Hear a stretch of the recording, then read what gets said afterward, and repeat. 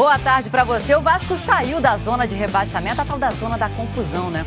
Daqui a pouco tem a reportagem do empate contra o Atlético Goianiense na estreia do Vanderlei Luxemburgo. Já o Fluminense está em outra briga, né? Que é uma vaga na Libertadores e só joga na quarta contra o Corinthians. Então, ainda tem tempo aí para curtir o resultado do Fla-Flu. A primeira vitória do Fluminense após a saída de Odair Hellmann incendiou o vestiário tricolor. Afinal, foi uma vitória sobre o maior rival e com direito à virada nos acréscimos. Eu sonhei muito estar aqui no Fluminense, eu sonhei muito. E a conquista dos 3 pontos parece ter sido suficiente para devolver ao time a confiança para alcançar a principal meta no Brasileirão. A gente está trabalhando forte para a gente conseguir essa Libertadores. Então, eu acho que hoje foi o caminho, né? Começou no jogo de hoje. Esse caminho que Ailton diz ter começado no clássico contra o Flamengo, hoje tem como destino o G6, grupo dos classificados para a próxima Libertadores. O Fluminense já está perto e ainda faltam 10 rodadas. 10 obstáculos que podem se tornar oportunidades, já que lá no primeiro turno foi justamente a partir desse ponto do caminho que o Fluminense começou a viver o seu melhor momento no Brasileirão. O time tinha conquistado 11 pontos em 9 jogos, mesma quantidade que somou nesses primeiros 9 jogos do segundo turno. E a arrancada na competição veio após 6 vitórias, 3 empates e apenas uma derrota, com o time terminando o turno em 4º lugar. O Fluminense conquista um grande resultado, chega a 8 jogos de invencibilidade no Campeonato Brasileiro. Dos próximos 6 adversários que o Fluminense vai enfrentar, 4 estão na zona do rebaixamento. Não quer dizer que vai ser fácil. São jogos duros, jogos difíceis. Essas equipes elas fazem muitas contas, né? Então cada ponto é muito importante. Elas não se abrem muito. O Corinthians, adversário de quarta-feira, também está na luta por uma vaga na Libertadores. Mas além de ânimo, o Fluminense pode tirar do clássico contra o Flamengo uma atitude para usar diante das dificuldades que virão. A competitividade pode ser uma palavra forte para o Fluminense tirar desse jogo. Mesmo inferior, ele competiu principalmente no segundo tempo e viu que o bicho não era tão feio assim. Essa, aliás, é uma das vantagens de se vencer um clássico. Faz tudo, inclusive o futuro, parecer mais bonito. E aqui os 10 adversários que o Botafogo vai enfrentar na luta contra o rebaixamento. Tem pedreiras, viu? São Paulo, Grêmio, Palmeiras e mais 2 clássicos, né? Contra o Fluminense e contra o Vasco, que é já nesse domingo.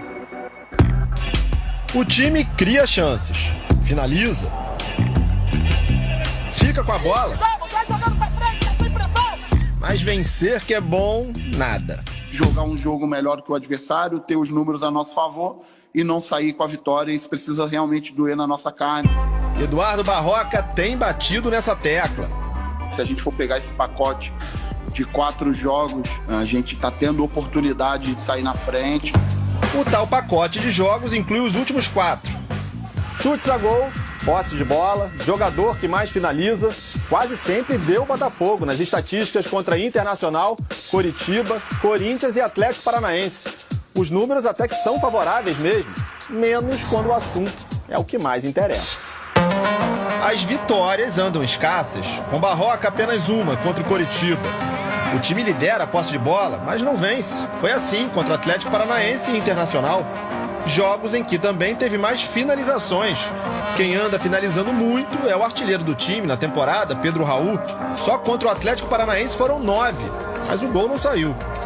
Também foi quem mais finalizou contra o Corinthians e passou em branco. Contra o Coritiba, de novo liderou o quesito. Dessa vez marcou os 2 gols da vitória. Domingo tem clássico com o Vasco e transformar os bons números em gols é a única saída para tentar escapar da Série B. E lá no podcast GE Botafogo, o papo é sobre os planos da nova diretoria para tentar melhorar a situação do clube, né? Tá lá no ge.globo/GE Botafogo e também nas principais plataformas de podcast. O Cristo Redentor, o voo da gaivota, bonito, né? Mas vai jogar bola às 3 da tarde pra você ver. Sensação térmica perto dos 35 graus. Até o quero-quero se escondeu do sol e ficou na sombra da trave. Semifinal do Brasileirão Sub-20. O Atlético Paranaense fez o primeiro com o Luan Patrick de pênalti. O empate do Flamengo foi logo depois, Lázaro. Só que o Flamengo deu mole na saída de bola. E o Vinícius Mingotti fez 2-1. Boa bola na frente pro Mingotti, toca no pé do Pedro, mas não deu. Gol! Já no segundo tempo, mais um pênalti. Bola na mão do João Viale. O Mateuzinho bateu bem e empatou 2-2. A decisão da vaga na final é domingo. Quem vencer, tá dentro. Mais um empate e a decisão vai para os pênaltis. Já já tem as notícias do Flamengo, que joga domingo contra o Ceará e ao vivo aqui na Globo. E também o empate do Vasco contra o Atlético Goianiense, com o Henrique salvando ali, ó, no finzinho, viu? Olha esse replay. E tem mais, você vai conhecer a Gigi, que é uma craque no futebol. Cano tá com ele, é pra ele, argentino, Cano bateu, Zé Roberto, Chico abriu, atenção, Wellington Rato, saiu o goleiro, bateu, vai encarar a marcação, Éder contra ele, pé que traz pra Canhota, bateu, vem o cruzamento, segunda trave. Não faltaram chances para Atlético Goianiense e Vasco tirarem o 0 do placar. Inclusive essa, aos 46 do segundo tempo. Robertson, sem ângulo, não bate, não cruza, Janderson. É um jogo importante, duas equipes que estão ali naquele jogo, naquele campeonato ali da metade da tabela para baixo. Era a estreia do Lucha, com a missão clara, um objetivo muito bem definido. Nós queremos sair da confusão, que eu falo. A confusão a que ele se refere é a zona de rebaixamento. E para sair de lá, uma vitória era mais que bem-vinda. Espalma, Jean! Mas o goleiro Jean, claro, não queria deixar. Cano tá com ele, é pra ele, argentino, Cano bateu, espalma, Jean de novo! A gente sabia que a gente ia ter que imprimir um pouco o nosso ritmo no jogo nos primeiros minutos. Pois é, o Vasco começou melhor, mas o Atlético também chegou, viu? Zé Roberto, Chico abriu, atenção, Wellington Rato, saiu o goleiro, bateu, Fernando Miguel!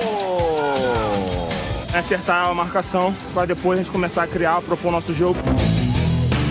No segundo tempo, com a marcação acertada, o Atlético conseguiu trocar mais passes, como nessa jogada bonita. Que bola invertida, atenção, Arnaldo saiu, Fernando Miguel, Arnaldo bateu pra fora!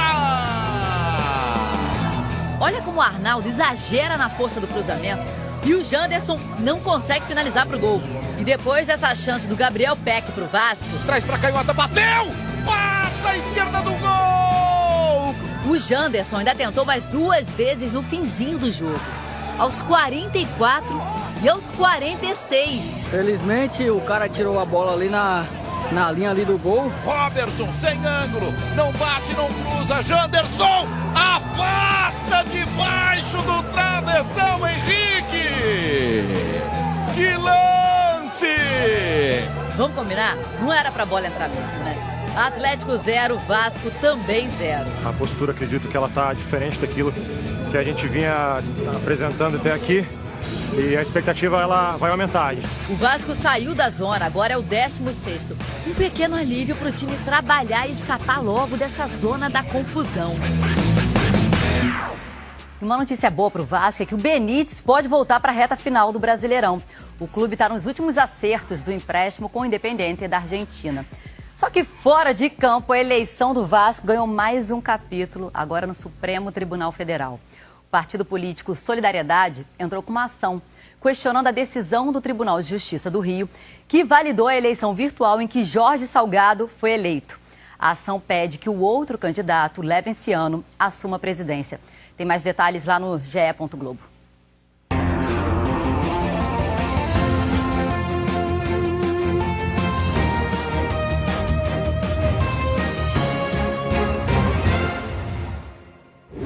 O atacante Caio Vidal, do Inter, foi recebido pela família no hotel em Fortaleza. Aos 20 anos, ele fez o primeiro gol como profissional. Não podia ser diferente. Na minha cidade, no Castelão.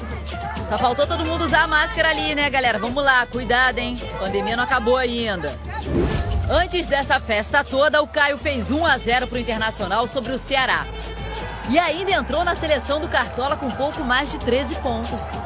Caio Vidal marca o primeiro gol dele como profissional. Yuri Alberto também ficou entre os destaques da 28ª rodada. Mandou por cima do Richard para fazer 2-0. Disparou e tocou com muita tranquilidade na saída do goleiro. O Inter assumiu a vice-liderança do Brasileirão. E domingo tem Flamengo e Ceará, e o Flamengo é o time da Série A que mais sofreu gols com erros individuais. Assim fica ainda mais difícil se aproximar da liderança. Entregar um gol de bandeja ao adversário. Acontece até em Copa do Mundo. Com as seleções mais badaladas. Na indecisão, Paulo Rossi fugiu, bateu. Gol! E em todo tipo de situação. Olha lá, agora fez bobeira. Vai tomar o gol, vai entregar, Milá. Gol! O problema é a frequência com que uma entregada dessas acontece e o preço a ser pago. É o caso do Flamengo na atual temporada. Está entregando a rapadura direto. O Felipe Luiz deu um passe açucarado pro Iago. Logo na estreia do Brasileirão, teve o gol contra do Felipe Luiz na derrota pro Atlético Mineiro. Errou! Pegou na perna, pegou mal! Diante do Inter, 2 gols foram entregues, assim de bandeja, por Isla e Gustavo Henrique, no empate em Porto Alegre. A zaga do Flamengo erra mais uma vez, outro presentaço! E ainda a falha de Hugo Souza, que custou a derrota no jogo de ida das quartas de final da Copa do Brasil para o São Paulo. Teve o passe do Arão, no pé do Pablo, no jogo de volta. É pra matar a classificação, Pablo pedalou, saiu o Diego Alves, bateu! Gol! E essa última bobeira do Felipe Luiz, que acabou no gol de Iago Felipe, que deu a vitória ao Fluminense no clássico da última quarta-feira.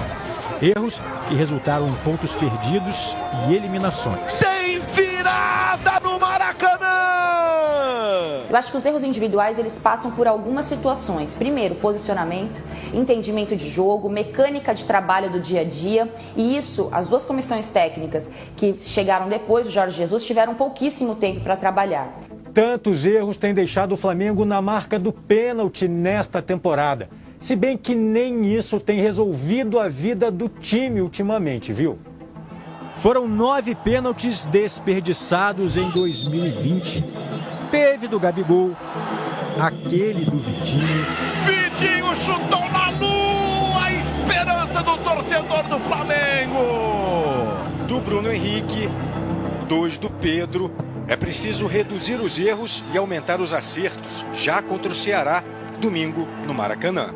Os erros que nós cometemos, eles são grotescos para uma equipe que quer ser campeã.